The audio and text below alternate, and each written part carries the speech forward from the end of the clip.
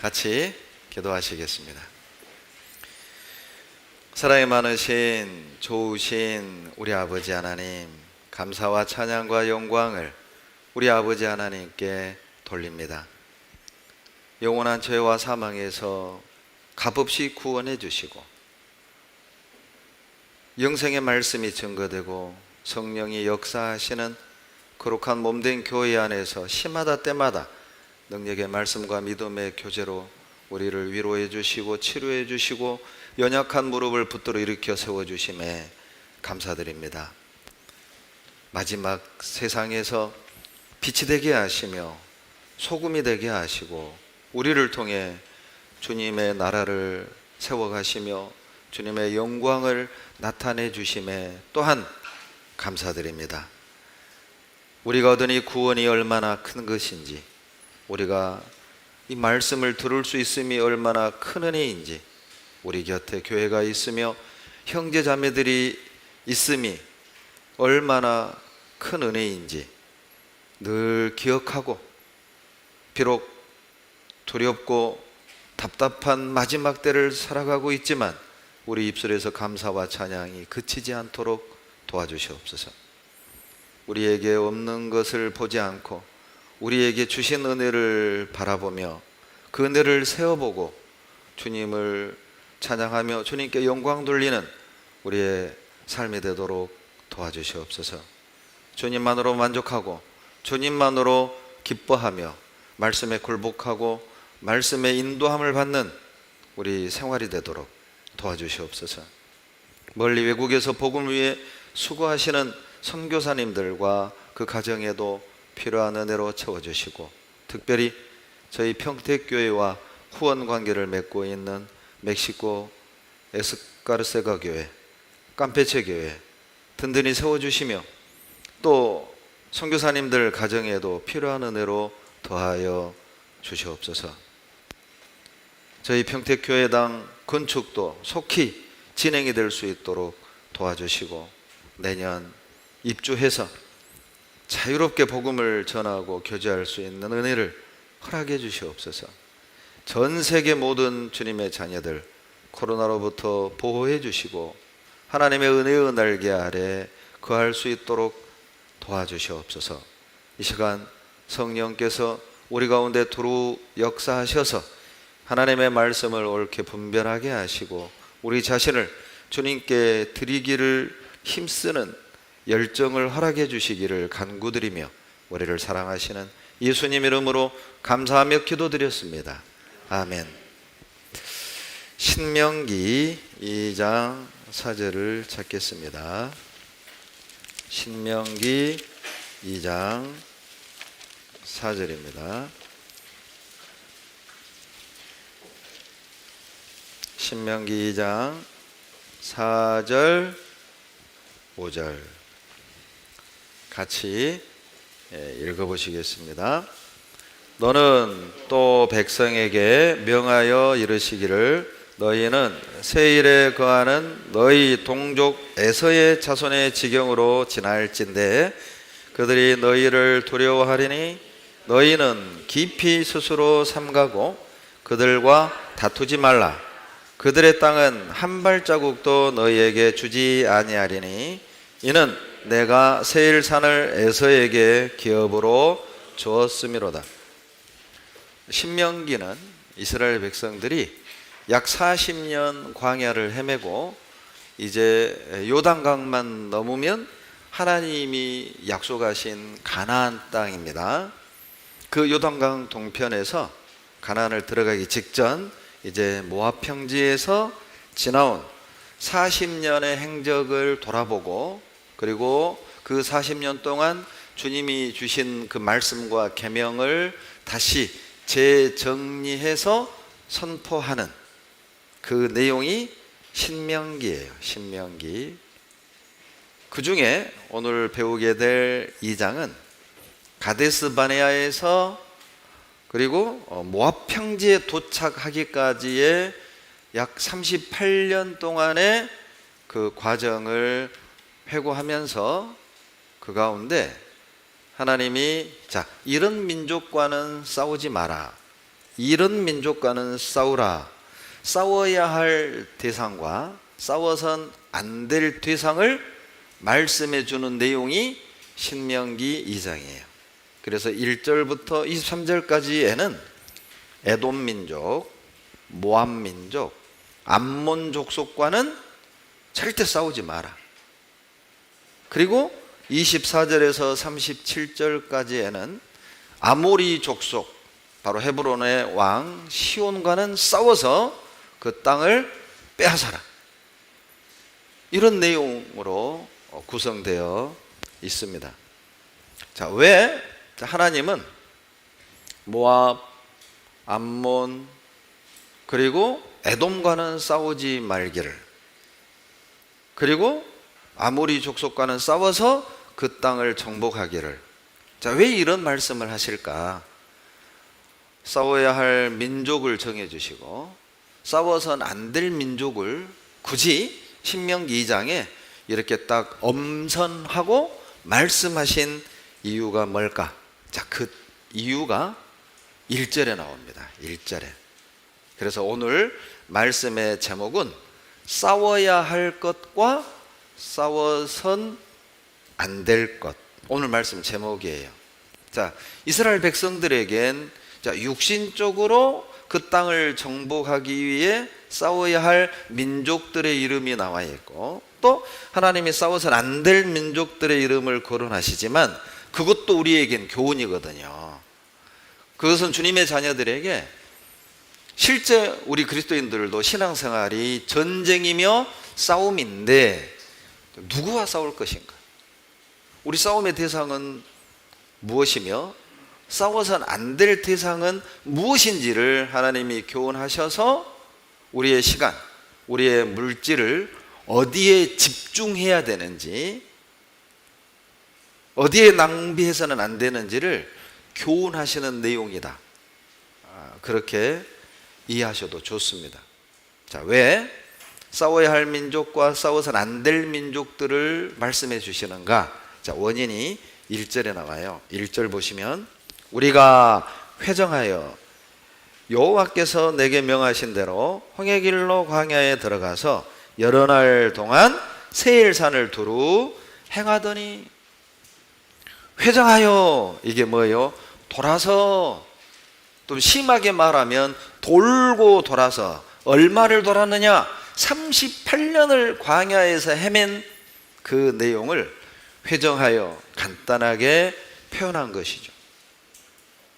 실제 이스라엘 백성들이 정탐꾼을 보냈던 가데스 바네아에서 가나안 땅의 최남단 부엘세바까지는 80km밖에 안 됩니다. 200만의 이스라엘 백성이 걸어간다 할지라도 사흘이면 좋게 들어갈 수 있는 아주 가까운 거리였어요.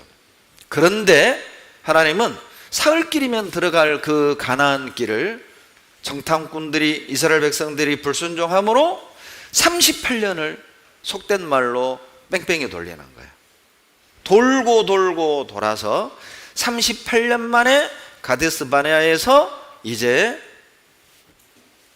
가나안을 앞둔 모압 땅에 이르게 된 겁니다. 그 내용이 신명기 2장이거든요. 한 번의 불순종으로 그들은 사흘이면 들어갈 길을 38년을 헤맸던 거예요. 그리고 그 38년에 헤매는 기간 동안 하나님을 불신하고 원망하고 불평하고 불순종했던 출애굽 1세대는 다 죽습니다. 그들이 불순종한 사람들이 광야에서 죽는 기간이 38년이었던 것이죠. 그들이 다 죽을 때까지 하나님이 돌리고 돌리고 돌렸던 거예요. 신명기 2장 14절을 보시죠. 신명기 2장 14절. 가데스 바네아에서 떠나 세렛 시내를 건너기까지. 여러분, 이 세렛 시내는 에돔과 모압의 경계 부분입니다. 에돔과 모압의 경계. 그러니까 가나안 직전이죠. 그 세렛 시내까지 가데스 바네아에서 세렛 시내까지도 한 4일 내지 5일이면 갈 수 있는 아주 가까운 거리인데, 가데스 바네아에서 세렛 시내까지 14절 38년 걸린 거예요.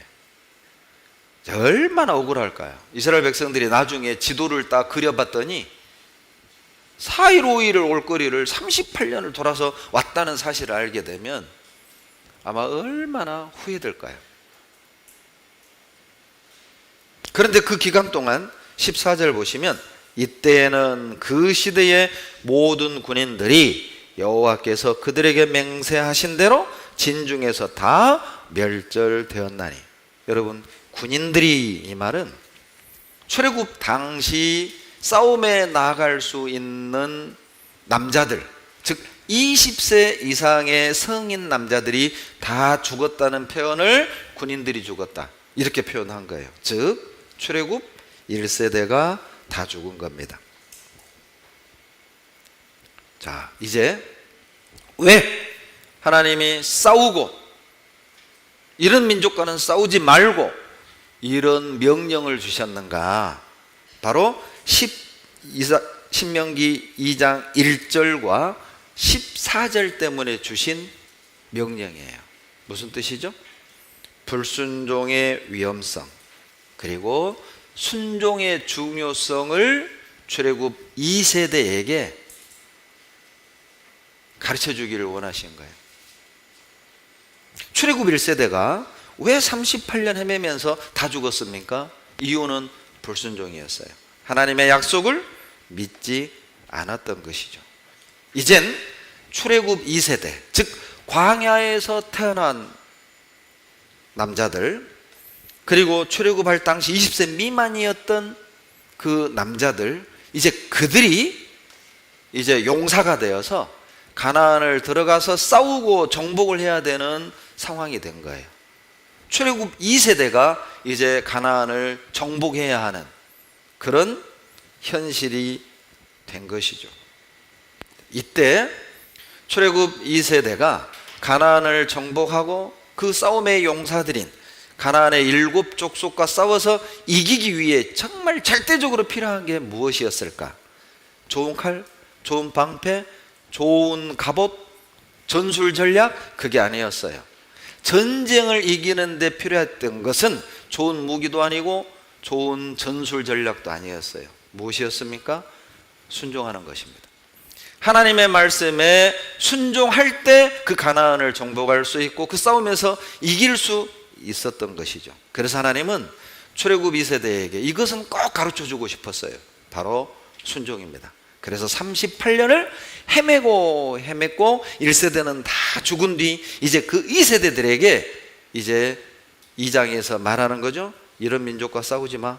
에돔, 모압, 암몬 싸우지 마. 아모리와 싸워. 왜 이런 명령을 하시죠? 순종하라는 겁니다. 하나님 말씀대로 하라는 것이죠. 그러면 그 전쟁은 이기는 것이고 가나안은 정복할 수 있다는 거예요. 11절입니다. 신명기 2장 11절로 12절. 그들을 아낙 족속과 같이 르바임이라 칭하였으나 모압 사람은 그들을 에밈이라 칭하였으며 호리 사람도 세일에 거하였더니 에서의 자손이 그들을 멸하고 대신하여 그 땅에 거하였으니 이스라엘이 여호와의 주신 기업의 땅에서 행한 것과 일반이었느니라. 10절에 보시면 옛적에 엠 사람이 거기 거하여 강하고 많고 아낙 족속같이 키가 크므로 그들을 아낙 족속과 같이 르바임이라. 여러분, 엠 사람이 있었대요, 가나안에. 그런데 이 엠 사람들이 어떤 사람들이냐? 엠이란 뜻 자체가 두려운, 무서운 뜻이에요. 그러니까 이 엠 족속은 상당히 강력한 족속이었던 것 같아요. 그러니까 그 이름 자체가 무서운, 두려운이란 뜻이죠. 얼마나 이들이 강했느냐? 아낙 족속처럼 키가 컸다. 즉 거인 족속이었어요.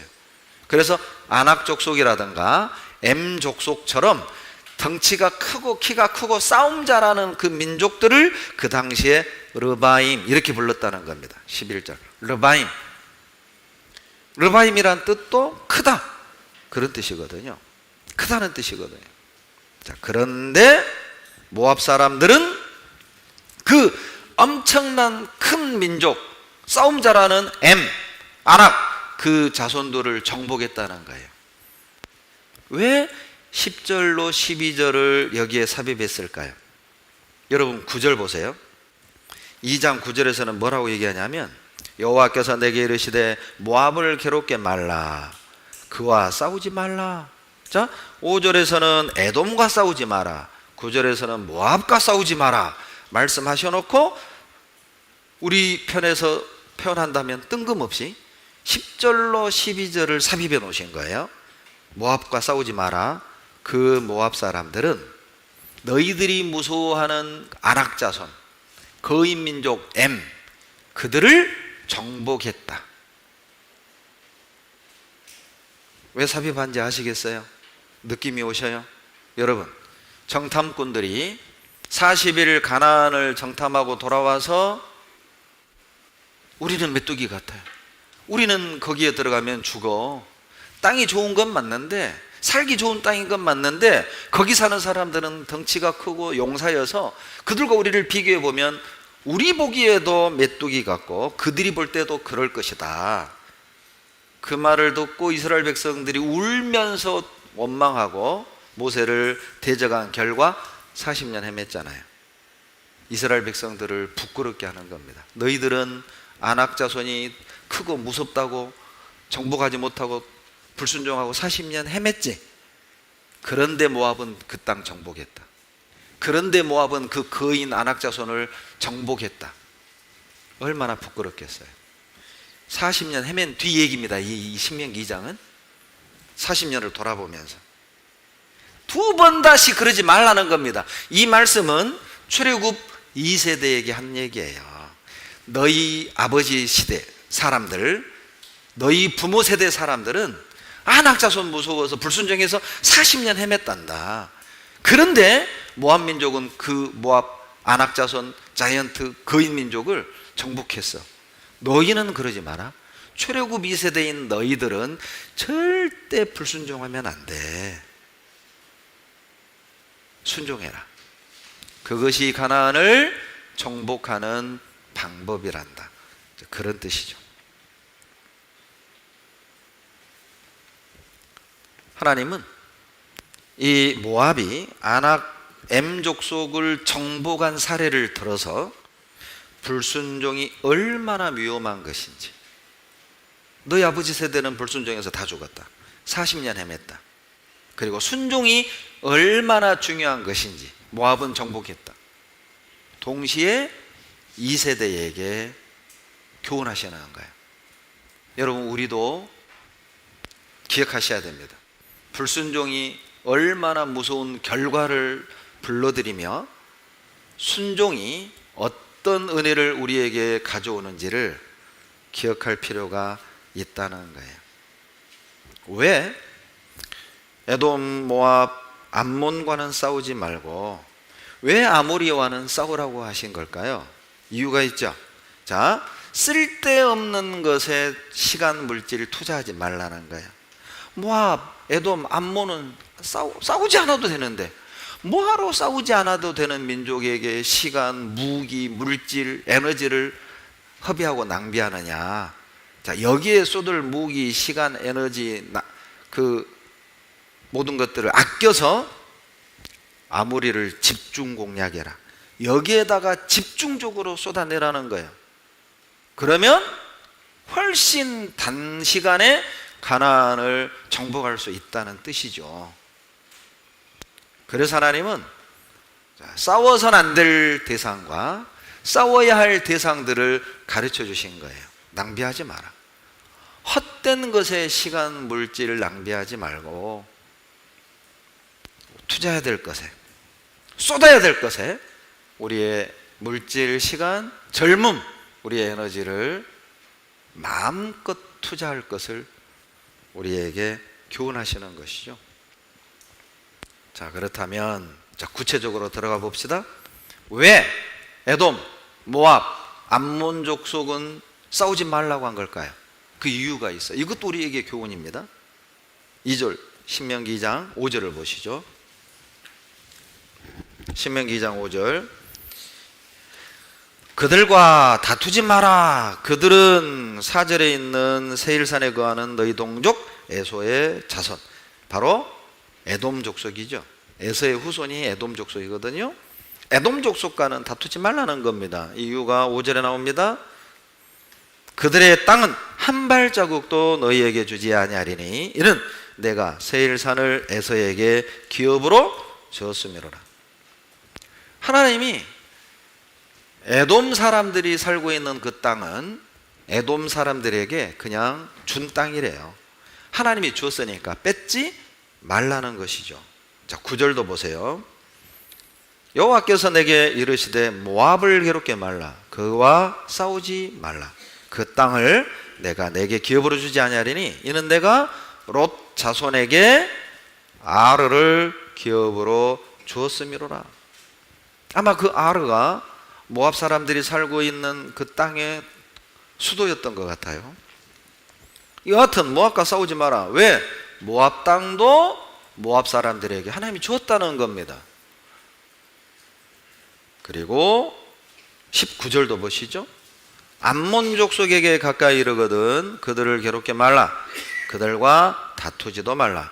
암몬 족속의 땅은 내가 내게 기업으로 주지 아니하리니 이는 내가 그것을 롯의 자손에게 기업으로 주었음이로다.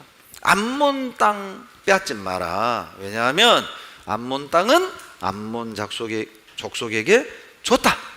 자, 그런데 모압과 암몬 족속에게는 수식이 하나 붙었죠. 9절과 19절에 똑같이 들어간 수식어 롯의 자손. 여러분, 모압과 암몬은 롯이 어때요? 소돔 고모라에서 도망 나와가지고 소알성으로 들어갔다가 불똥이 튈까봐 두려워 굴 속에 들어가서 두 딸과 동침해서 낳은 자식이 모압 암몬입니다. 범죄의 결과, 불순종의 결과로 등장한 민족이 모압과 암몬이에요. 이것이 두 번째 이유입니다. 두 번째, 왜 모압과 암몬 족속 그리고 에돔과 싸우지 말라고 한 겁니까? 형제거든요.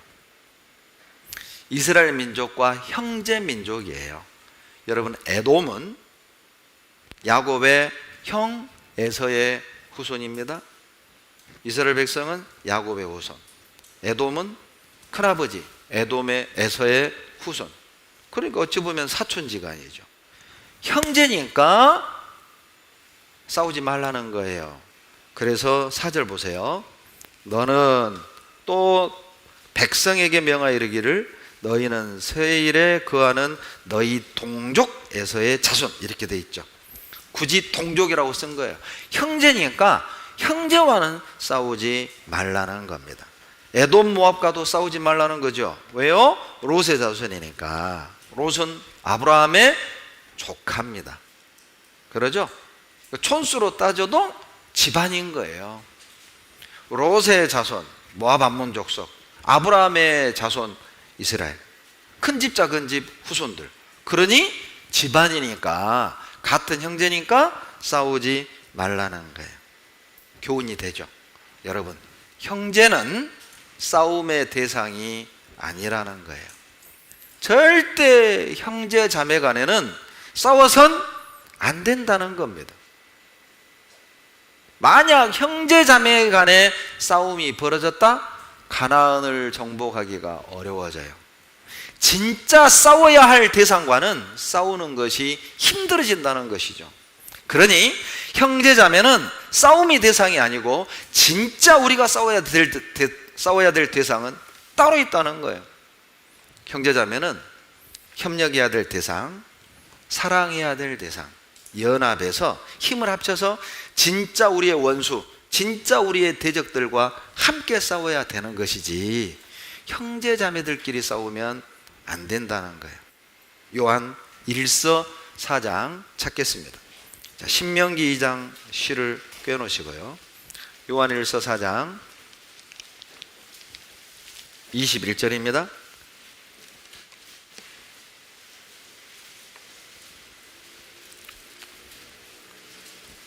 요한일서 4장 21절 다 같이 읽겠습니다.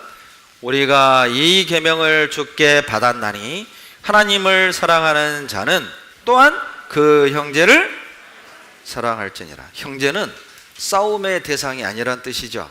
형제는 사랑의 대상이고, 형제는 다툼의 대상이 아니라, 갈등의 대상이 아니라, 형제는 협력하여 선을 이루어야 할 동역자라는 거예요. 여러분, 자, 구원받은 우리가 하나님을 사랑한다는 걸 무엇을 보고 알 수 있습니까? 여러분, 내가 하나님을 사랑하는지 어떻게 알아요? 뭘 보고 알 수 있습니까? 형제 사랑을 보면 알아요. 요한일서 4장 21절에 하나님을 사랑하는 자는 그 형제를 사랑하느니라. 무슨 뜻입니까?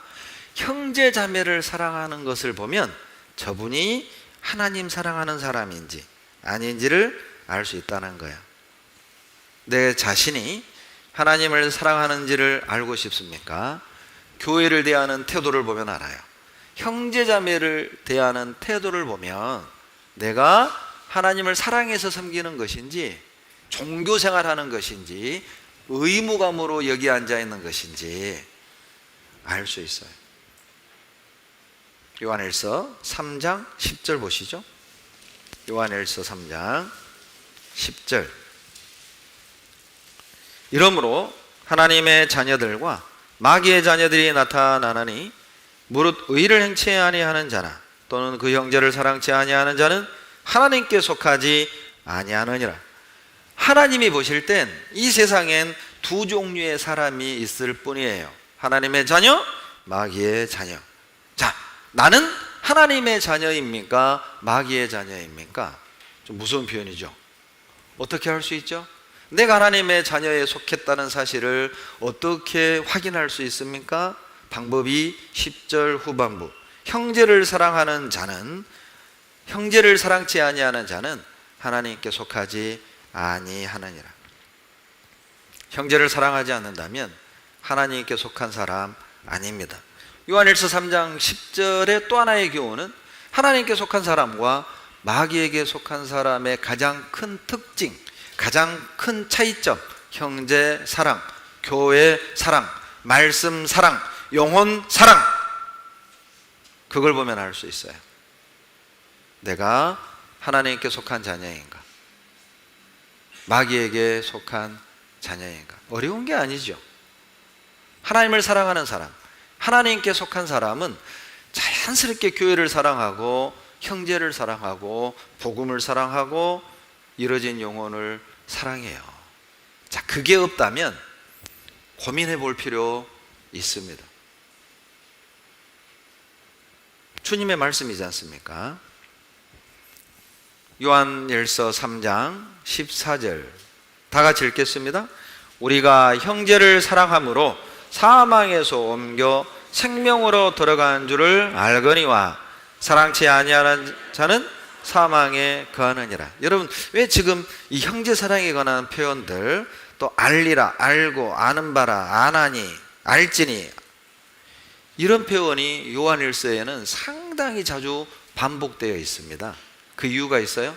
요한일서를 기록한 목적 자체가 실은 그노시즘이라는 이단, 영지주의라는 이단 때문에 기록된 거예요.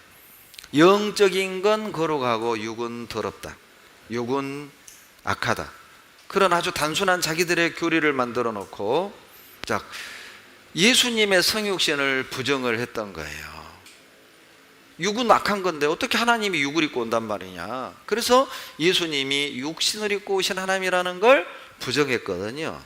자, 그러면 자, 이 사람이 이단에 속한 사람인지 하나님께 속한 사람인지 어떻게 구분하고 어떻게 할 수 있단 말이냐. 구분하는 방법, 아는 방법을 요한일서에 기록을 한 거예요. 이런 걸 보면 아느니라, 이런 걸 보면 아나니, 마귀에 속한 사람인지 하나님께 속한 사람인지 이걸 봐라. 사망에 길에 있는지 생명에 속한 사람인지 뭘 보고 아느냐? 형제 사랑이다. 14절도 형제를 사랑함으로 사망에서 옮겨 생명으로 들어간 줄을 안다니까요. 교회를 사랑하지 않는다면, 복음을 사랑하지 않는다면, 형제자매를 사랑하지 않는다면 사망에 거하느니라. 생명이 없다는 뜻이에요. 하나님의 생명이 들어왔다. 생명의 특징 중 하나, 움직이는 거죠. 움직이는 겁니다. 뭔가 변화가 시작이 되는 거죠. 생명의 또 하나의 특징 중 하나, 사랑입니다. 사랑하게 돼 있어요. 10절, 15절 다 같이 읽겠습니다. 그 형제를 미워하는 자마다 살인하는 자니 살인하는 자마다 영생이 그 속에 거하지 아니하는 것을 너희가 아는 바라. 를 달리 표현하면 사랑하지 않는 거예요. 우리는 미워한다는 걸 막 분노하고 막 대적하고 욕하고 이게 미워하는 거라고 생각을 하시는데, 사랑하지 않는 것이 미워하는 것입니다. 사랑하지 않는다면 영생이 그 속에 있지 않다는 뜻이에요. 영생이 우리 안에 있다면 사랑하는 건 자연스러운 겁니다. 4장 20절입니다. 요한일서 4장 20절 같이 읽겠습니다. 누구든지 하나님을 사랑하노라 하고 그 형제를 미워하면 이는 거짓말하는 자니 보는 바 그 형제를 사랑치 아니하는 자가 보지 못하는 바 하나님을 사랑할 수 없느니라. 보이는 형제를 사랑하지 못하는 사람이 보이지 않는 하나님을 어떻게 사랑하느냐? 무슨 뜻입니까? 마태복음 25장에 너희 중에 지극히 작은 자 하나에게 한 것이 곧 내게 한 것이니라. 여러분, 형제 자매에게 하는 것이 주님께 하는 거예요. 주님은 그렇게 봅니다. 여러분, 형제 자매에게 먹을 걸 주었습니까? 주님은 그렇게 말씀하십니다. 내가 줄였을 때 먹을 걸 주었다. 형제자매들 병원 신방했습니까? 주님은 이렇게 말씀하십니다. 내가 병들었을 때 돌아보았다. 형제자매들에게 입을 걸 주었습니까? 주님은 이렇게 말씀하십니다. 내가 벗었을 때 입을 걸 주었다. 내가 목마를 때 마실 걸 주었다. 주님은 그렇게 보시는 거예요. 형제자매들에게 하는 것이 주님께 하는 것이에요. 실제 주님은 그렇게 보는 거예요. 만약 여러분이 내 딸들에게 비난을 쏟아냈다? 여러분 저를 비난한 겁니다. 여러분 내 딸들을 사랑해 주셨다면 여러분은 저를 사랑하는 거예요. 아버지인 나는 그렇게 받아들이는 거예요. 우리 아버지 하나님이 그렇게 보신다는 뜻입니다. 이런 민족과는 싸우고 이런 민족과는 싸우지 마라. 특히 에돔, 모압, 암몬 족속과는 싸우지 마라. 왜요? 형제 민족이니까, 형제 사이니까. 우리에게는 어떤 교훈입니까? 형제는 싸움의 대상이 아닙니다. 교회는 갈등의 대상이 아닙니다. 여러분의 가족은 다툼의 대상이 아니에요. 부부 사이는 원망의 대상이 아니라는 거예요. 가족, 형제 자매는 사랑의 대상이다. 또 하나, 왜 하나님은 에돔, 모압, 암몬과는 싸우지 말라고 한 겁니까? 또 하나의 이유는 실은 그 땅은 의미가 없는 땅이에요. 사람들 눈에 볼 땐 아주 좋은 땅처럼 보이지만, 그러나 하나님 보실 땐 그 에돔, 암몬, 모함 족속의 땅은 필요 없는 땅입니다. 그래서 하나님이 싸우지 마라, 빼앗지 마라, 그 땅 정복하지 말라는 거예요. 아마 이스라엘 백성들은 이렇게 생각할 수도 있겠죠. 아니 왜 저렇게 좋은 땅을 정복하지 말라고 하시지? 아니 왜 저렇게 좋은 땅을 빼앗지 말라고 하시지? 이렇게 생각할 수 있잖아요. 그런데 하나님은 총체적으로 보시죠. 자, 멀리 보시잖아요. 그 땅 필요 없는 땅입니다. 자, 그렇다면 혹 하나님이 하라 하지 말라 한 것이 이해되지 않을 수 있습니다. 그땐 그냥 순종하는 거예요. 이해돼서 순종하는 건 그건 상식이죠. 그건 믿음이 아니에요. 이해돼서 순종하는 건 믿음이 아니죠. 믿음이 무엇입니까? 이해되진 않지만 주님이 그렇게 말씀하셨으니까 순종하는 거예요. 우리가 알지 못하는 어떤 원인, 우리가 알지 못하는 어떤 이유가 있는 거니까요. 또 한 가지, 왜 하나님이 모압, 암몬, 에돔 땅을 정복하지 말라고 하신 겁니까? 이유가 있어요. 여러분, 모압 여자 중에 여러분이 아는 여자가 있어요. 여러분이 아는 여자, 유명한 여자, 모압 여자 중에 누구? 룻입니다. 룻. 신명기로부터 대략 약 300~400년 뒤에 룻이 등장해요. 여러분, 룻이 어떤 여자죠? 다윗의 증조모죠. 다윗의 증조모였고, 그리고 다윗의 후손으로 누가 오셨죠? 예수님이 오셨어요. 예수님이 오시는 통로로 모압 민족 중 룻을 선택하신 것이죠. 만약에 신명기 2장에서 모압의 씨를 말렸다, 어떻게 되는 거예요? 끝나는 것이죠. 여러분, 바둑을 둘 때 고수와 하수의 차이점이 뭐예요? 하수는 바로 앞에 것만 보고 두어요. 그러죠? 근데 고수는요, 엉뚱한데, 우리가 볼 때는 엉뚱한데, 아니 무엇으로 저런 광야에다가 돌을 던지나? 아무것도 없는데. 우리가 볼 땐 그러죠. 그런데 두다 보면 그것이 연결되고 나의 대마를 잡아버려요. 고수들은 10수, 5수 앞을 먼저 보고 둡니다. 하수들이 볼 땐 왜 쓸데없는 데서 돌을 놓지? 하나님은 수백 년 뒤의 일, 마태복음 1장 5절까지 보신 거예요. 마태복음 1장 5절에 모압 여인 룻이 예수님의 족보에 들어가잖아요. 신명기 2장에서 마태복음 5장까지를 보시고 모압 건들지 마라, 모압 정복하지 마라, 그것까지 말씀하시는. 그러나 신명기 2장의 이스라엘 백성은 마태복음 1장이 보일 리가 없지요. 약 300~400년 뒤에 자기 후손 중에 다윗 왕이 등장할 걸 상상도 못하죠. 그 다윗의 후손 중에 예수님이 오실 걸 그들이 생각이나 했겠어요? 모르니까, 아니 왜 저 좋은 땅을 정복하지 말라는 거야? 이해가 안 되네. 왜 하나님은 이러셔? 도대체 알다가도 모를 일이네. 그럴 수 있죠. 그때 기억하셔야 돼요. 하나님은 고수입니다. 나의 몇 수 앞을 보시고 싸우지 말라고 하신 거예요. 이 길로 가라고 말씀을 하시는 겁니다.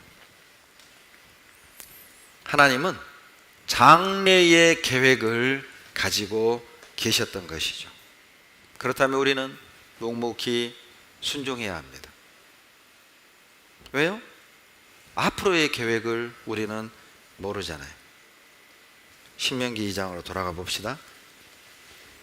자, 다툼을 피하는 방법도 말씀하셔요. 싸움을 피하는 방법, 다툼을 피하는 방법도 알려주시면서 다투지 말라고 하셨어요. 2장 6절 다 같이 읽겠습니다.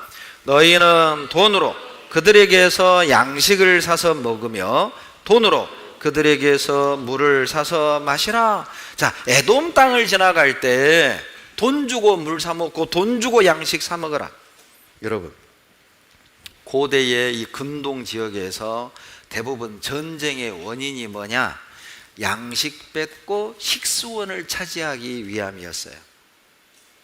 3000여 년 전 싸움의 원인입니다. 약 3500여 년 전 고대 근동 사람들의 전쟁의 대부분의 원인이 땅 확보, 그 땅 안에 양식, 그리고 물을 쟁취하기 위함이었죠. 물 사 먹으래요. 여러분, 이때 생수 팔았을까요? 1리터에 500원? 아닙니다. 물을 돈 주고 사 먹는다는 말은 우물이 나오는 땅을 임대할 수 있는 허가권을 산다는 그런 뜻이에요. 뭐 1리터에 뭐 10드라크마 뭐 이런 식으로 물을 사 먹는다는 개념이 아니에요. 땅 뺏지 말라 그 말이에요. 대가를 지불하라는 것이죠. 이 당시 사람들은 물이 필요하다, 양식이 필요하다, 당연히 전쟁에서 뺏는 것이 일상이었습니다.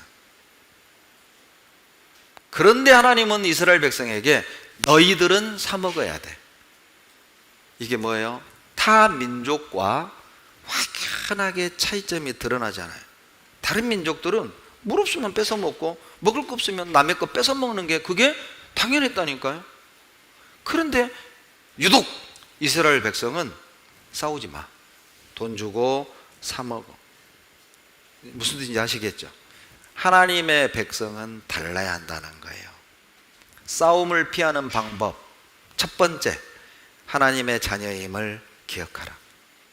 나는 그리스도인이다, 이 사실을 기억하라. 구원받은 사람답게 산다면 싸울 일이 없다는 뜻이에요. 물을 돈 주고 사 먹고 양식을 돈 주고 사 먹어라, 우리식으로 적용시킨다면 구원받은 사람답게 산다면 싸울 일 없다는 겁니다. 여러분, 40년 광야를 헤매는 동안 그들이 양식, 물 사 먹은 적이 있어요? 없었습니다. 사 먹을 곳도 없고요. 하나님이 하늘에서 만나 내려주셨잖아요. 반석을 쳐 물 내주셨잖아요. 기적적인 방법으로 하나님이 40년 동안을 먹을 걸 주시고 마실 걸 주시고 발이 부르지 아니하고 옷이 해지 않도록 은혜의 날개 아래 보호하셨어요. 자, 그런데 이제 가나안을 목전에 두고 있는데, 야, 이제부터는 사 먹어. 어떤 뜻일 것 같아요? 아니, 40년 헤맬 때는 양식 주시고 물을 직접 주셨는데 너 이제는 사 먹어. 무슨 뜻이죠? 이제는 너희들이 할 일을 해야 한다는 거예요. 여러분, 구원받기 전에는 어때요? 처음 구원받고 평택교회 오면 어때요? 정말 완전히 그냥 왕대접 받습니다. 왕대접 받아요. 그러죠? 막 자리도 좋은 데 잡아주고 밥도 타다 주고 밥도 사주고 커피도 사주고. 근데 1년 지나봐요, 찬밥이야, 찬밥. 그러니까 그게 이제 문제되는 분도 가끔 있어요.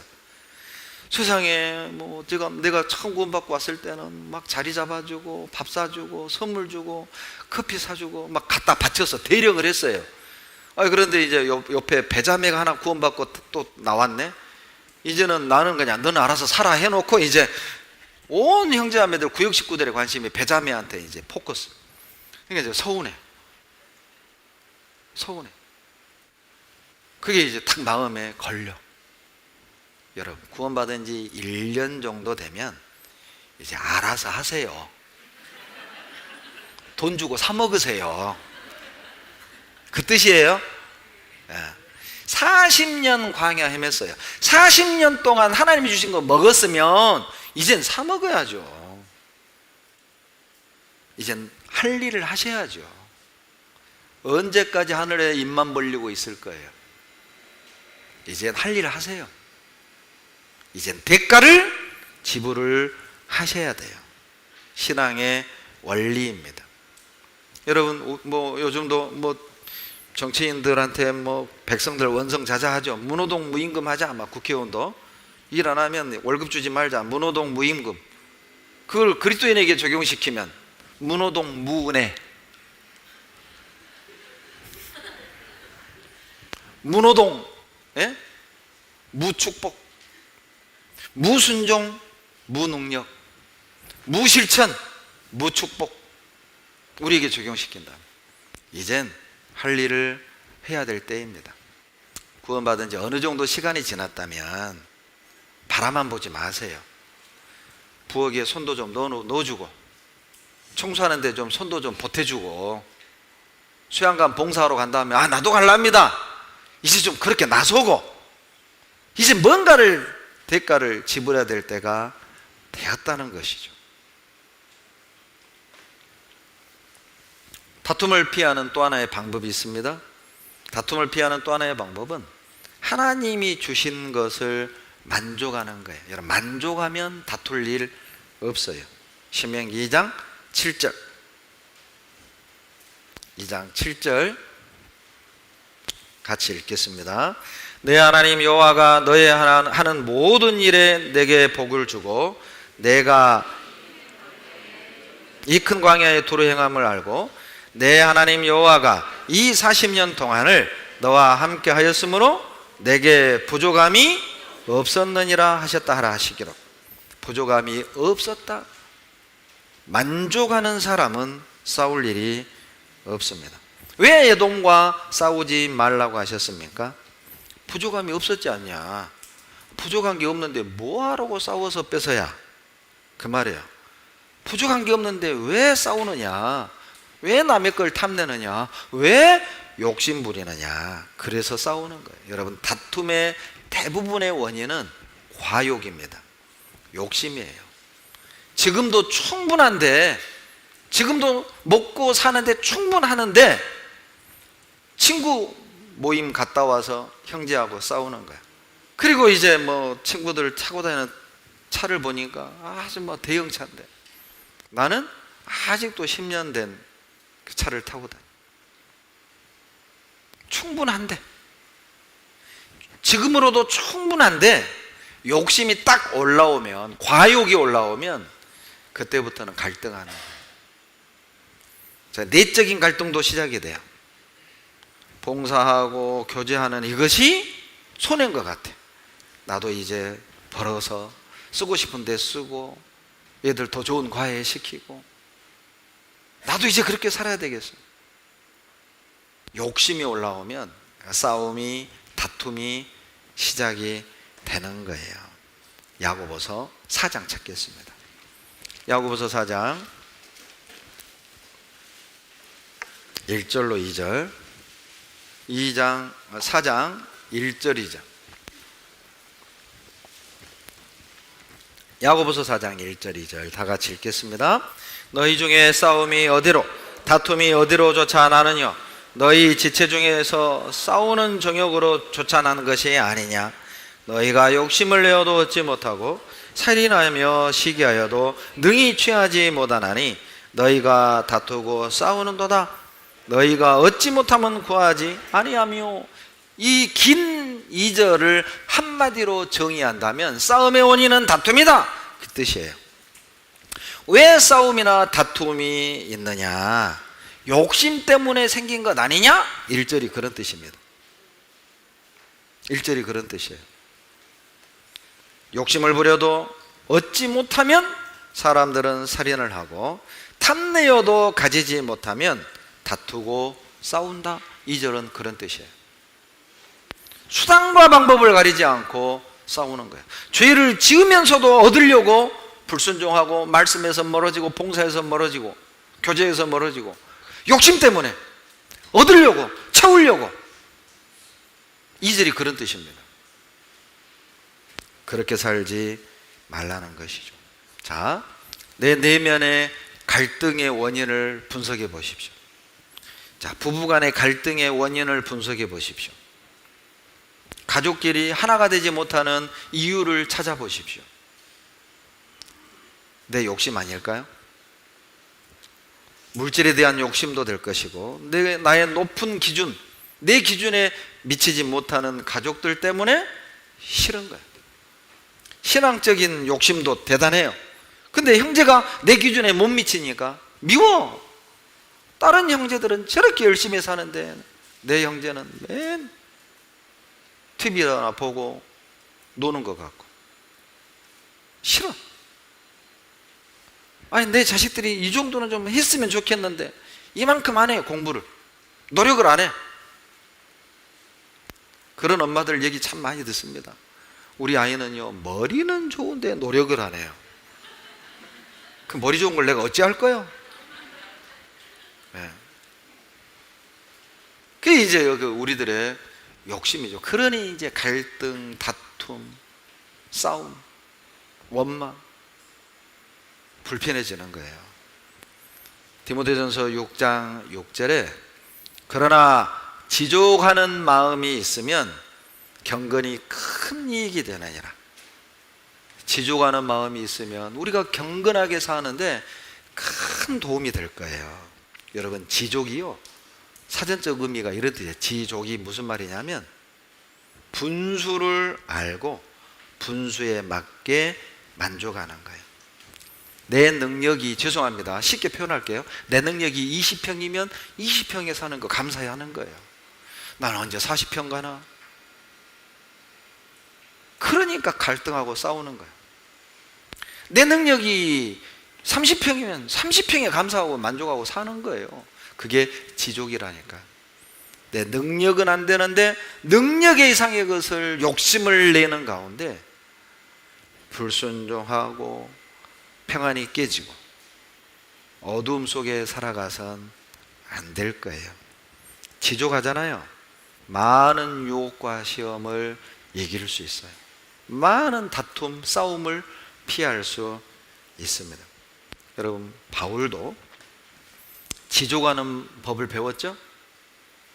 빌립보서 4장 11절에 내가 궁핍함으로 말하는 것이 아니라 어떠한 형편에든지 내가 자족하기를 배웠노니.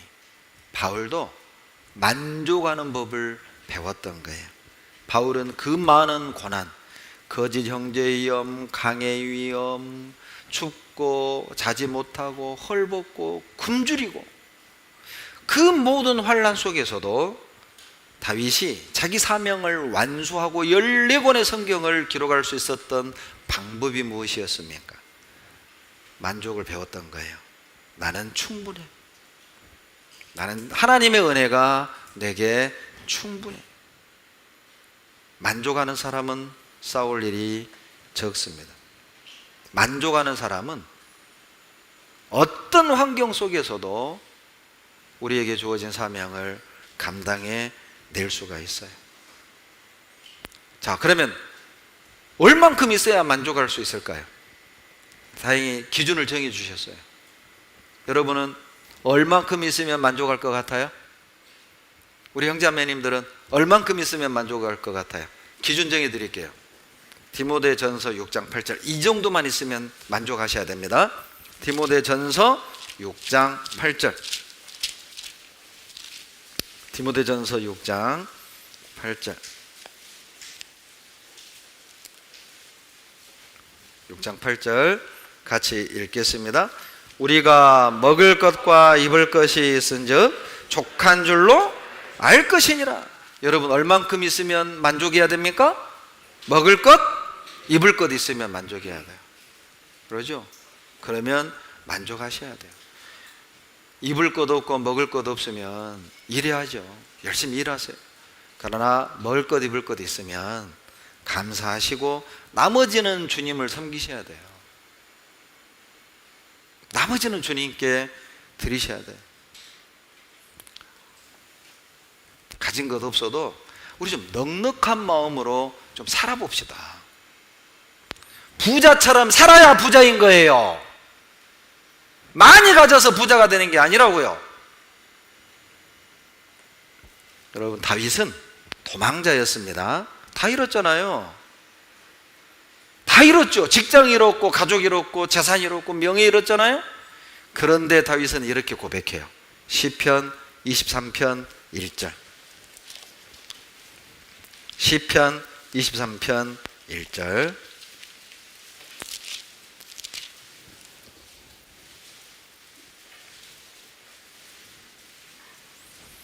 같이 읽겠습니다.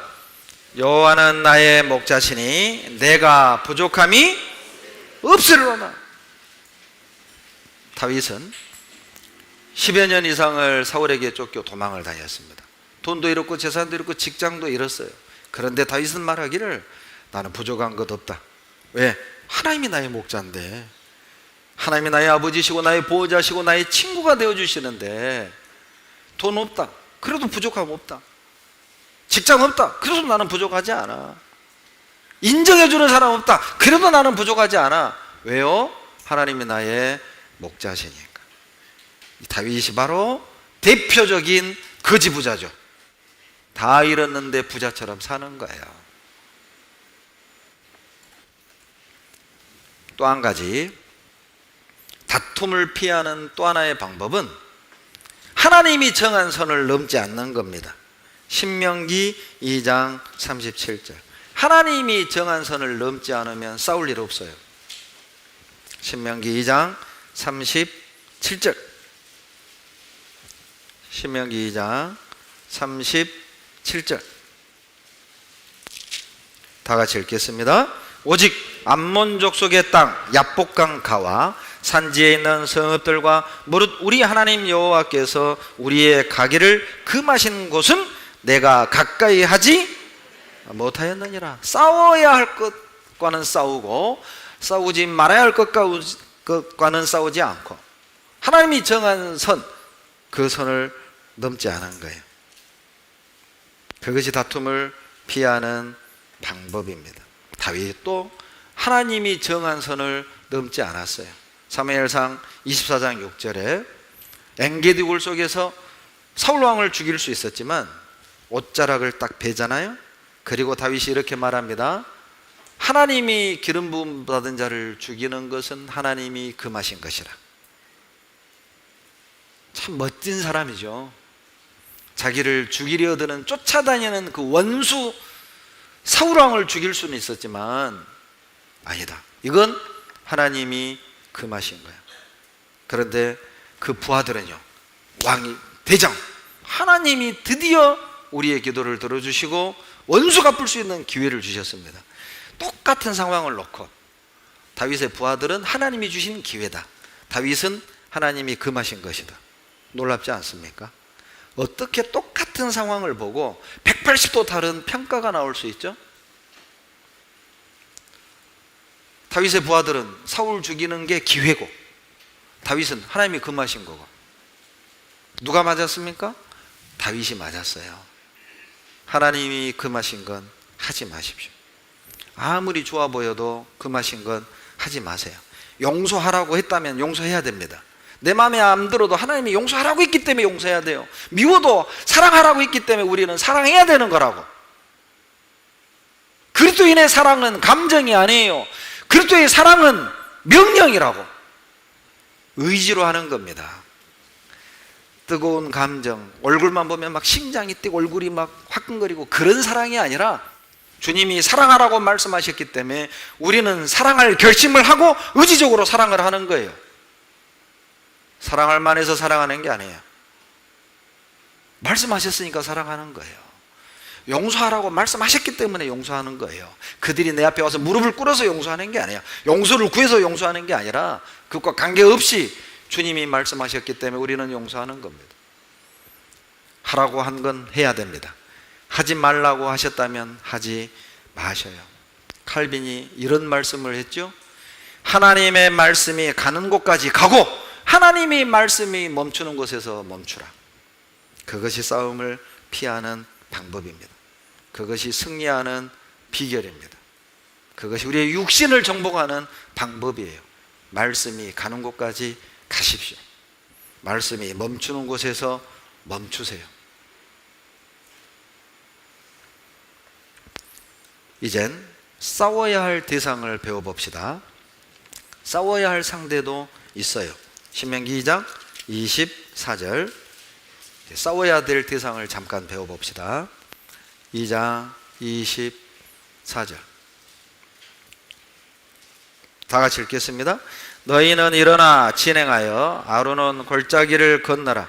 내가 헤스본 왕 아모리 사람 시온과 그 땅을 내 손에 붙였은즉 비로소 더불어 싸워서 그 땅을 얻으라. 이제 아모리 사람과는 싸우랍니다. 아모리 사람의 땅은 빼앗으래요. 이유가 있습니다. 여러분, 원래 헤스본은 이스라엘 백성이 들어가는 가나안 땅과는 전혀 상관이 없는 땅이에요. 가나안에 들어가는 데는 전혀 관계가 없는 땅임에도 불구하고 그 아모리 땅을 정복하라고 말씀하셨어요. 첫 번째 공격 대상이 된 거예요. 왜요? 아모리 사람들이 이스라엘 백성들이 가나안에 들어가려는 그 통로를 딱 막은 겁니다. 평화의 말로 부탁했어요. 그냥 우리 조심조심 그냥 지나갈게. 이 길로 너희들 땅 가로질러 가면은 지름길이야. 근데 너희들이 허락하지 않으면 그 먼 길을 돌아가야 돼. 너희들 땅 건들지 않을게. 만약 우리 백성들이 곡식이나 짐승을 해치면 다 배상해 줄게. 그럼에도 불구하고 아모리 왕 시온은 안 돼! 거절해 버립니다. 그리고 오히려 이스라엘 백성들을 능멸하고 멸시해요. 그 죄로 가나안과 전혀 관계없지만 정복 1호 대상이 돼버린 거예요. 그들의 죄 때문에. 신명기 2장 26절. 내가 그대못 광야에서 헤스본 왕 시온에게 사자를 보내어 평화의 말로 부탁을 한 겁니다. 지나가게 해달라. 결과는 30절. 헤스본 왕 시온이 우리의 통과하기를 허락지 아니한 거예요. 그리고 끝부분에 마음을 강팍해 했죠. 그 결과로 정복을 당한 겁니다. 우리에게도 정복해야 하고 싸워야 할 족속들이 있어요. 그것을 신명기 7장에서 가나안 7족속이라고 하는데, 눈에 보이는 가나안 7족속은 내 마음속에 있는 육신의 7기질로 보셔도 돼요. 우리도 정복해야 될 육신이 있습니다. 싸워야 될 기질들이 있어요. 싸울 것은 싸워야 합니다. 무엇과 싸워야 됩니까? 신명기 7장 1절. 내 하나님 여호와께서 너를 인도하사 내가 가서 얻을 땅으로 들이시고 내 앞에서 여러 민족 헷 족속과 기르가스 족속과 아모리 족속과 가나안 족속과 브리스 족속과 히위 족속과 여부스 족속 곧 너보다 많고 힘이 있는 7족속을 쫓아내실 때에 이 7족속을 쫓아내라, 정복하라, 싸워라, 그 뜻이잖아요. 자, 우리에겐 어떤 의미입니까? 헷 족속은요, 이 헷 족속의 헷은 공포, 두려움의 뜻이에요. 헷 족속과 싸워라. 이제 우리에게 어떤 교훈인지 아시겠죠? 여러분, 두려움과 싸우셔야 됩니다. 두려움과 싸워야 해요. 왜요? 두려움은 영적 전쟁 중 실패의 가장 큰 원인입니다. 그래서 신명기 20장에 보면 전쟁하러 나갈 때 이런 사람들은 전쟁에 나가지 마. 그 중에 하나가 두려워하는 자입니다. 신명기 20장 8절에 두려워하는 자는 전쟁에 나가지 마라. 왜요? 반드시 지거든요. 두려워하는 사람을 통해선 일할 수 없어요. 두려워하는 사람들은 옆에 있는 형제자매 사기까지도 톡 떨어뜨려요. 그래서 두려워하는 사람은 전쟁에 나갈 수 없었습니다. 사사기 7장 3절에도 기드온이 어때요? 미디안 족속과 전쟁하러 나갈 때 3만 2천 명의 대군을 이끌고 나갑니다. 하나님이 다 필요 없다.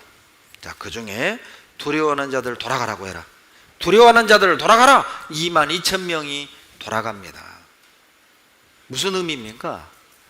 여러분, 하나님의 전쟁은 수가 많아서 이기는 게 아니란 뜻이에요. 수가 아무리 많아도 두려워하면 져요, 져. 숫자로 전쟁하는 게 아니라 믿음으로 전쟁을 하는 거예요. 담대함만이 이길 수 있는 최고의 무기다. 그래서 두려워하는 사람 돌아가라고 한 거예요. 여러분, 자, 우리가 싸워야 할 나의 첫 번째 기질, 두려움이에요. 아마 이 가운데 코로나가 두려워서 교회 안 나오는 분 계시죠? 나오면서도 두려워. 괜히 찝찝해. 은근히 지금 이 코로나가 사회생활도 바꿔놔 버렸어요. 많은 사람 모이는 게 불편해졌습니다. 누군가가 우리 집에 오는 게 불편해졌어요. 집에서 모이는 게 불편해졌어요. 교회에 오는 게 두려워졌어요. 그 두려움과 싸우십시오. 미래에 대한 두려움과 싸우십시오. 용납하지 마세요. 타협하지 마세요. 두 번째, 기르가스 족속은, 기르가스는 진흙탕이라는 뜻이에요. 진흙탕. 진흙탕. 혼돈과 무질서죠. 여러분 우리 정치계에서 그런 표현 쓰죠. 진흙탕 싸움. 그러니까 누가 맞고 누가 틀린지 그냥 헷갈리게 만들어 버려요. 너도 나도 똑같은 사람. 자기의 허물을 덮기 위해서 상대방의 허물도 공격해서 진흙탕으로 만들어 버려요. 그러니까 누구 하나만 잘못됐다고 안 하고 다 똑같아 이렇게 만들어 버리죠. 기르가스 진흙탕입니다. 어떤 의미입니까? 가야 할 길이 무엇인지, 내가 지금 어디에 있어야 하는지, 내가 뭘 먼저 해야 되는지, 내가 뭘 포기해야 되는지를 어때요? 혼돈하게 만들어서 깨닫지 못하게 만드는 거예요. 그런 진흙탕과 같은 혼돈, 무질서와 싸워야 됩니다. 우선순위를 놓치게 만드는 모든 것들과 싸워야 됩니다. 자식 키워놓고 봉사할래? 싸우십시오. 나도 이것 정리해놓고 헌금할래? 싸우십시오. 먼저 해야 될 것들을 나중으로 미루게 하는 그 모든 여건과 환경, 그것들과 우리는 싸워야 합니다. 에서를 기억합니다. 에서는 팥죽 한 그릇을 얻기 위해 장자의 축복을 포기한 사람이에요. 얼마나 어리석은 사람입니까? 히브리서 12장에 망령된 자라고 했잖아요. 어찌 팥죽 한 그릇과 장자의 명분을 바꾸치게 할 수 있어요? 그런 사람이 있다는 겁니다. 팥죽은 육신의 것이죠. 육신의 쾌락을 얻기 위해서 하늘의 상급을 포기하는 사람, 에서와 같은 사람. 이 땅의 것을 얻기 위해서 하늘의 것을 미루는 사람, 에서와 같은 사람이에요. 에서는 한 그릇 식물을 얻는 대신에 회개할 기회를 얻지 못했어요. 에서는 배고픔은 해결했지만 그 영혼의 갈급함은 해결하지 못했습니다. 에서는 육신의 문제는 크게 여기면서 영혼의 문제는 그렇게 중요하게 생각하지 않았다는 것이죠. 그게 바로 기르가스입니다. 뭘 먼저 해야 되고 뭘 나중에 해야 되는지 온통 뒤죽박죽이에요.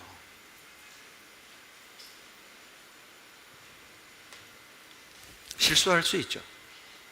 그러나 더 큰 실수는 회개할 기회를 놓치는 겁니다. 범죄할 수 있죠.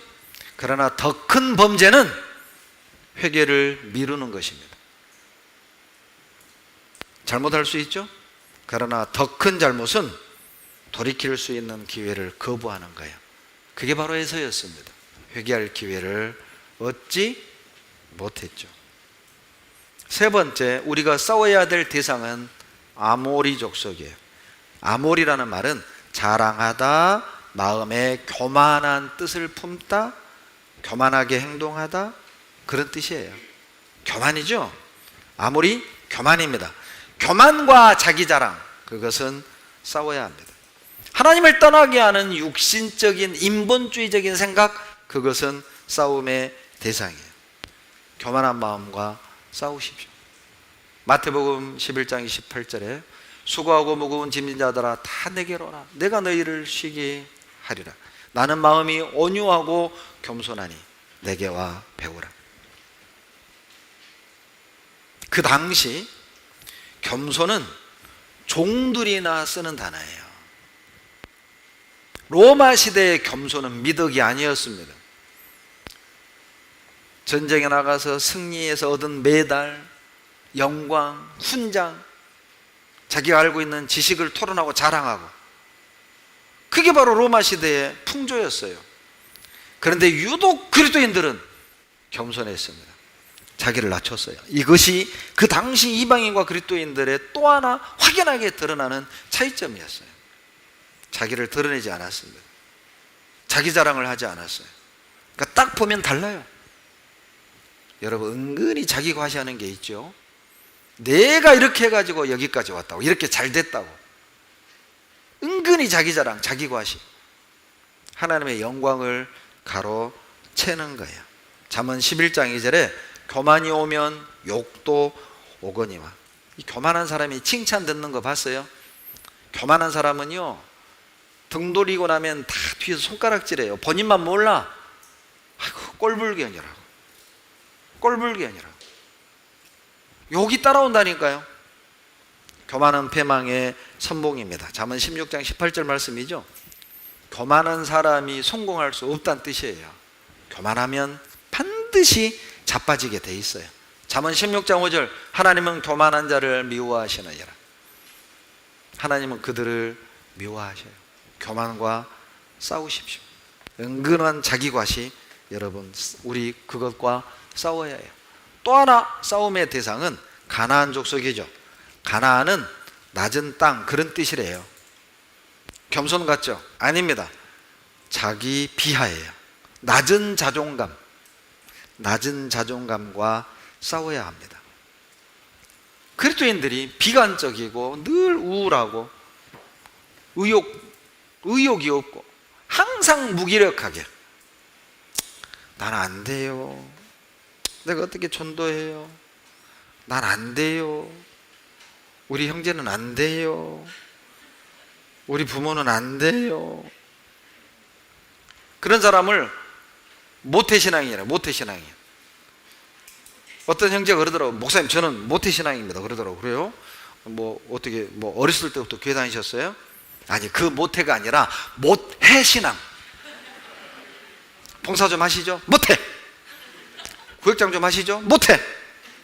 헌금 좀 하시죠? 못해. 그 모태신앙이래요. 나는 안 돼요, 우리 가족은 안 돼요, 우리 부모는 안 돼요, 우리 집에서 구역모임 못해요, 조모임 못해요, 우리 집에서 교제 못해요, 나는 봉사 못해요, 나는 헌금 못해요. 혹시 모태신앙 계세요? 낮은 자존감, 그것과 싸우셔야 돼요. 모세도 왕자였지만 40년 미디안에서 양치기 하면서 자존감이 떨어졌어요. 주님이 나타나서 모세를 불렀죠. 그때 모세가 이렇게 얘기합니다. 주여, 보낼 만한 자를 보내소서, 나는 혀가 둔한 자니이다. 하나님이요, 화를 내요. 출애굽기 13장 14절에 여호와께서 모세를 향하여 노를 바라시며, 우리식으로 말하면 모세가 하나님을 열받게 했어요. 나 못해요, 나는 말 못해요, 혀가 둔해요, 나 같은 것이 뭘 어떡해. 하나님이 답답한 거예요. 화를 내시는 거예요. 아론이 있지 않냐, 내가 너 혼자 다 하라고 하더냐, 너희 말 잘하는 형 아론이 있지 않냐. 핑계대지 말라는 거예요. 민수기 13장 33절에도 10명의 정탐꾼이 불순종한 원인이 무엇입니까? 어찌 보면 낮은 자존감이죠. 그들은 거인이고 우리는 메뚜기 같아. 그래서 우리 가면 죽어. 안 돼. 결과가 40년 헤매는 거였어요. 저는 그것을 메뚜기 정신이라고 말하고 싶어요.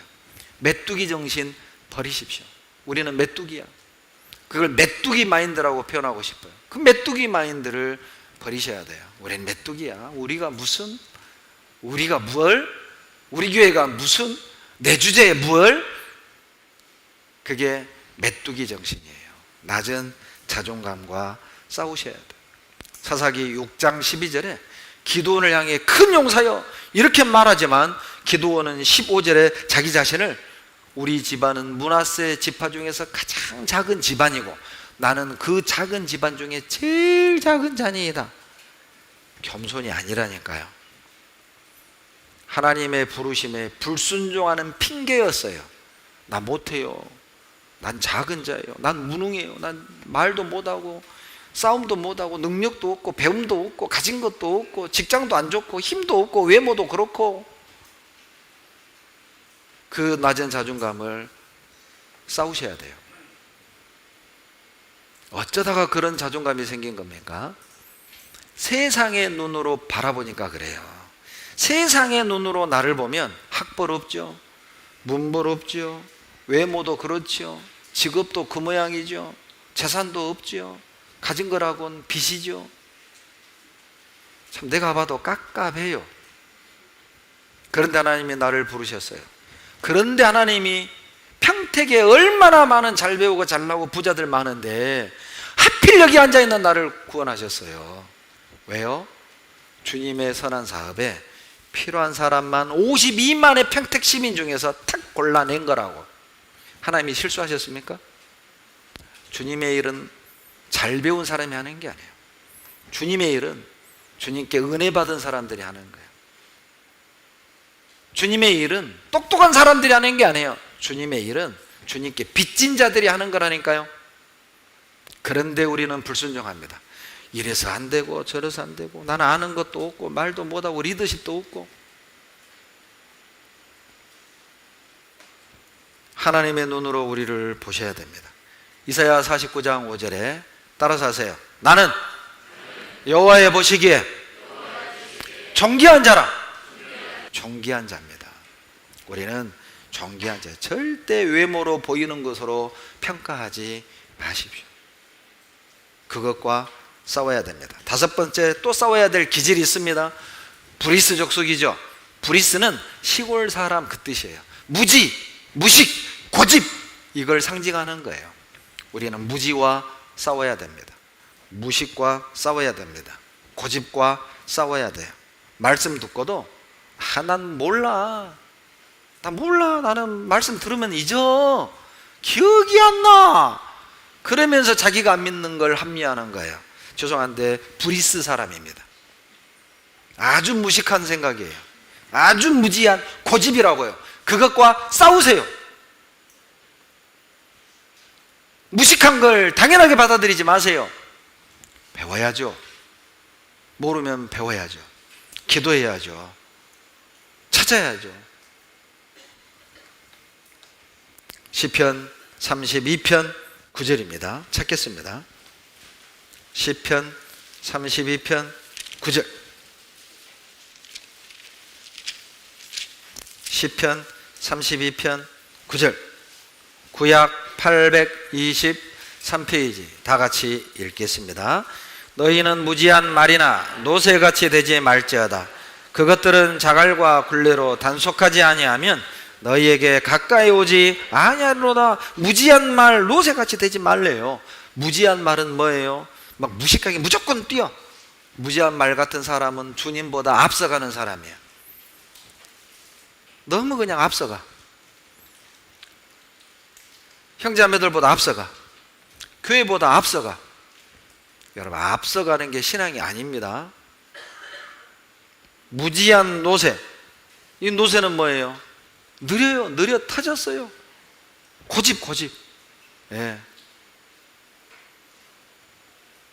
앞서가도 안 되고 고집 피우고 버텨도 안 된다는 뜻이에요.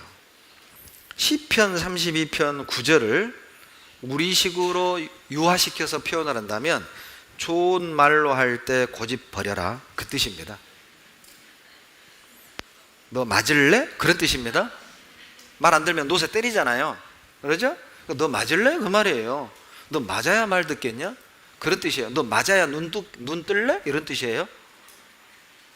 너 맞아야 정신 차릴래? 그런 뜻이에요. 앞서는 것도 무지고 버티는 것도 무식한 거예요. 그 고집과 무지와 싸우셔야 돼요. 그래서 매일 우리 맥체인 성경 읽기 하잖아요. 토요일 아침마다 기도원 학교, 주일마다 갈릴리 교실, 그리고 한 달에 한 번 성경 아카데미. 왜요? 무지에서 벗어나야죠. 그랬더니 무식해서는 안 됩니다. 무지하고 무식하면 고집만 생겨요. 그래서 어제도 우리 바이블데이 했잖아요. 하루 종일 성경 읽기 40명씩이나 오셨어요. 정말 감사해요. 우리 평택 식구들은요, 배우고자 하는 열정이 참 남다른 교회입니다. 우리 무지와 싸웁시다. 배우려고 노력합시다. 또 하나 싸움의 대상이 있습니다. 바로 히위 족속입니다. 히위는, 이 히위 족속은요, 축제, 그런 의미가 있어요. 축제. 참 묘하게 오늘날 우리나라 지역마다 축제가 많죠. 국화 축제, 나비 축제, 예? 그러죠. 별 축제가 다 있어요. 그리고 그 축제마다 쫓아다니는 사람도 있어요. 그 축제마다. 히위 족속입니다. 예술, 음악, 스포츠, 패션, 오락, 이런 세상 문화의 시간, 물질을 뺏기는 것, 히위 족속입니다. 싸우셔야 됩니다. 세상의 유행과 싸워야 됩니다. 세상의 오락과 싸워야 돼요. 세상 유행, 세상의 오락은 즐겨야 될 것이 아니라 싸워야 될 것이란 뜻이에요. 로마서 12장 2절에 너희는 이 세대를 본받지 말고 마음을 새롭게 함으로 변화를 받아. 무슨 뜻이요? 마음을 새롭게 하려면 세대를 본받아서는 안 돼요. 이 시대의 유행에 민감해서는 절대 우리 마음이 새로워질 수도 없고 변화될 수도 없다는 뜻이에요. 마음이 새로워지고 변화된 삶을 살기 원한다면 세상 유행에 둔해지셔야 돼요. 세상 유행을 거슬러 가야 됩니다. 요단강에 있는 물고기가 강물을 거슬러 올라가야만 사해바다에 안 빠져 죽어요. 이 세상은 사랑의 대상이 아닙니다. 이 세상은 싸움의 대상임을 기억하십시오. 싸우십시다. 오늘날 우리 세상 문화를 컬처, 피그 컬처라고 그래요. 피그 컬처. 돼지 문화란 뜻이에요. 오늘날 세상 문화는 돼지 문화입니다. 먹고 마시고 즐기고 꾸미고, 그게 전부라고 생각하잖아요. 피그 컬처. 그 돼지가 그렇게 부러우세요? 먹고 마시고 금고리, 돼지 코에 금고리 올려놓은 게 그렇게 부러워요? 히위 족속과 싸워야 됩니다. 마지막 싸워야 될 족속이 있는데 여부스예요. 여부스 족속은 짓밟다, 억압, 증오, 원망, 불평, 타작마당, 이런 뜻이 있어요. 억압하고 불평과 원망을 폭발하는 것, 그런 육신의 기질과도 우리는 싸워야 합니다. 불평과 원망은 믿음의 눈을 어둡게 합니다. 불평과 원망은 은혜를 보는 눈을 가려버려요. 불평과 원망은 은혜를 막아요. 싸우셔야 됩니다. 용납하지 마세요. 불평하면서 당연하게 하지 마세요. 원망하면서 나는 이럴 수밖에 없어, 그걸 당연시 여기지 마라. 싸워라. 이러면 안 되는데, 이건 아닌데 싸워라. 남편을 향해 불평하는 걸 당연하게 여기지 마라. 내 남편이 이 모양이니까 나는 미워하고 불평하는 거예요. 당연하게 하지 마세요. 싸우세요. 누구의 원망을 하는 걸 당연하게 받아들이지 마세요. 싸워야 해요. 베드로전서 2장 11절을 찾겠습니다. 베드로전서 2장 11절.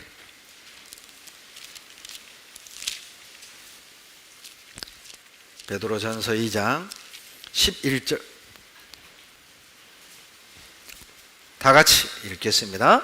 사랑하는 자들아, 나그네와 행인 같은 너희를 권하노니 영혼을 거스려 싸우는 육체의 정욕을 제하라. 여러분, 육체의 정욕, 방금 가나안 족속 7족속을 말씀드렸죠. 그 7족속은 내 안에 있는 7가지 육체의 정욕으로 보셔도 좋습니다. 그 정욕이 올라올 때, 그 육신이 올라올 때 나는 이럴 수밖에 없어라고 타협하거나 받아들이지 말고 싸우라는 거예요. 육체의 정욕은 영혼을 거스립니다. 하나님 뜻을 거스려요. 주님 뜻대로 살지 못하도록 막는다는 거예요. 고난을 싫어하는 내 육신, 힘든 걸 싫어하는 내 육신, 희생을 싫어하는 내 육신, 게으름, 그것도 싸워야 될 육체의 정욕이죠.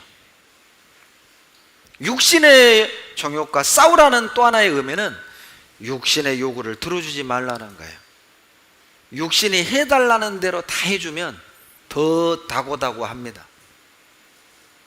좀 자고 싶다, 30분만 자야지. 눈 뜨면 1시간 가죠. 1시간 잤는데 또 자고 싶어. 그러죠. 한 번 피곤하다고, 아이고 오늘은 그냥 집에서 유튜브로 보자, 그냥 요즘 확진자도 늘고 유튜브로 보자, 집에서 보자, 한 번 딱 타협하잖아요. 그 다음 주에도 오기 싫어요. 피곤하네, 그럼 오늘은 좀 쉬자, 다음에 mp3로 듣자. 2번 오기 싫어요. 육체의 정욕은 용납하는 게 아니에요. 타협하는 게 아니라 싸워야 될 대상입니다. 육신은 싸워서 통제하고 다스려야 돼요. 게으름과 싸우고, 욕심과 싸우고, 원망과 싸우고, 낮은 자존감과 싸우고, 욕심과 싸우고, 만족하지 못하는 내 욕심과 싸우고, 세상 욕심과 싸우고, 그리고 주님 뜻 가운데로 우리의 삶을 끌어가야 해요. 하나님이 말씀하셨습니다. 싸워야 할 것, 싸워서는 안 될 것. 왜 구분해 주신 겁니까? 하나님의 선한 일에 집중하라. 시간과 물질을 엉뚱한 것에다 허비하지 말고 하나님의 뜻에 맞는 것에 확 쏟아서 주님의 뜻을 세워가라. 그래서 싸워야 할 것과 싸워서는 안 될 것을 구분해 두신 거예요. 누가복음 11장 17절. 누가복음 11장 17절.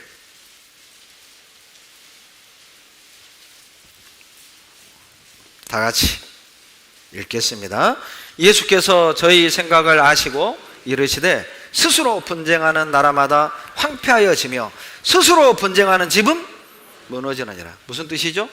가족은 싸움의 대상이 아닙니다. 형제는 싸움의 대상이 아닙니다. 우리 싸움의 대상은 마귀예요. 에베소서 6장 12절에 우리의 싸움은 혈과 육에 대한 것이 아니요 정사와 권세와 이 어둠의 세상 주관 자들과 하늘에 있는 악의 영들에게 대함이라.